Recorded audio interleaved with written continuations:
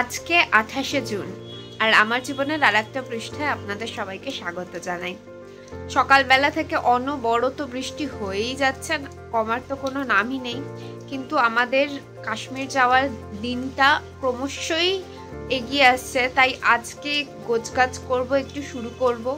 আর আমার যেটা খুবই আবশ্যক সেটা হলো কি আমার চুল কাটাটা। আমি অনেকদিন ধরে ভাবছি চুল কাটতে যাব, কিন্তু কিছুতেই টাইম করে উঠতে পারছি না, তাই আজকে চুল কাটতে যেতেই হবে।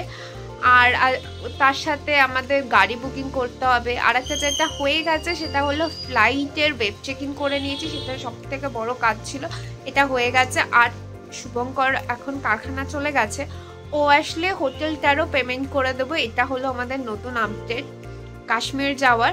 আর তার সাথে আপনাদের আজকে শেয়ার করব ফড়িংয়ের জন্য কিছু শপিং করেছি, সেই কি কি কিনলাম, কি কি নিয়ে যাচ্ছি সেটাও আপনাদের সাথে শেয়ার করব। 1 বছরের অলমোস্ট 2 বছর বয়স ফড়িংয়ের, 1 বছর 10 মাসের বয়স। আর সেই বাচ্চার জন্য কি কি নিয়ে যাওয়া উচিত সেটা অফকোর্স আমি আপনাদের সাথে শেয়ার করব। চলুন তাহলে প্রথমে চুলটা কেটে আসি।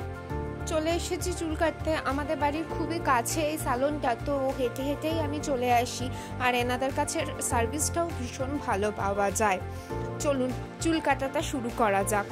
এই যে প্রথমেই গিয়েই শুরু হয়ে গেছে আমার হেয়ার ওয়াশ করতে বেশ ভালো লাগে। আমার চুল কাটাটা হয়ে গেছে, এখন ড্রায়ার দিয়ে চুল শুকানোর পালা। একদম ছোট ছোট করে ফেলেছি, কেটে চলে এসেছি। তখন আর ভিডিও করা হয়নি কারণ ফড়িং চলে গেছিল।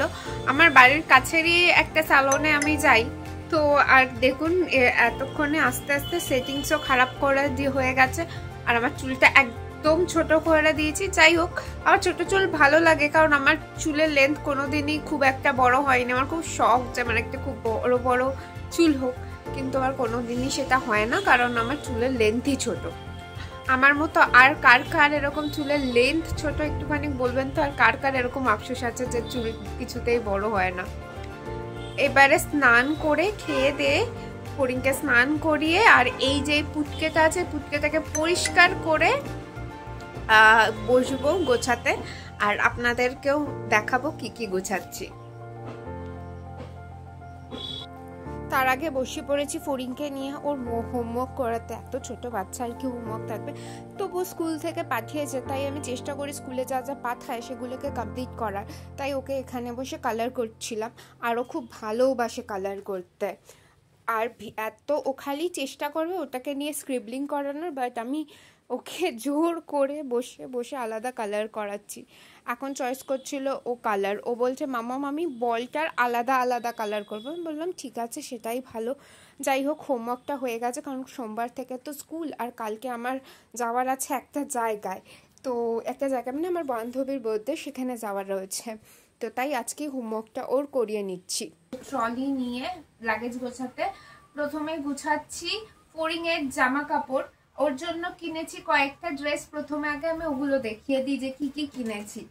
প্রথমে কিনেছি ওর এটা এসেছে ফার্স্ট ক্রাই থেকে এরকম একটা পিঙ্ক কালারের আমি প্যান্ট অর্ডার করেছি, কারণ ওর ফুল প্যান্ট করেও মাথা খারাপ করে দেয়, তাই আমি ওর জন্য অনেকগুলো প্যান্ট কিনেছি।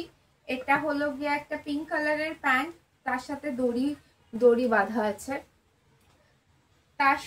তারপরে রয়েছে একটা ডিপ ব্লু কালারের jeans with elastic, which is very much needed.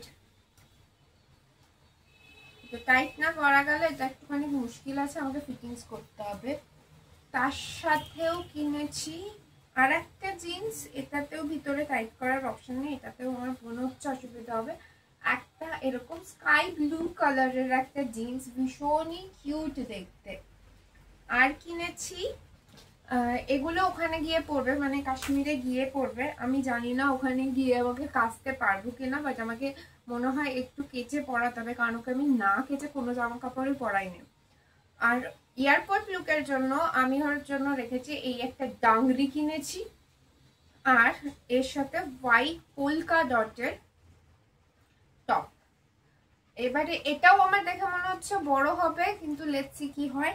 এইটা তার উপর এটা ভিতরে থাকবে, তার উপর এটা কিনেছি ওর জন্য একটা।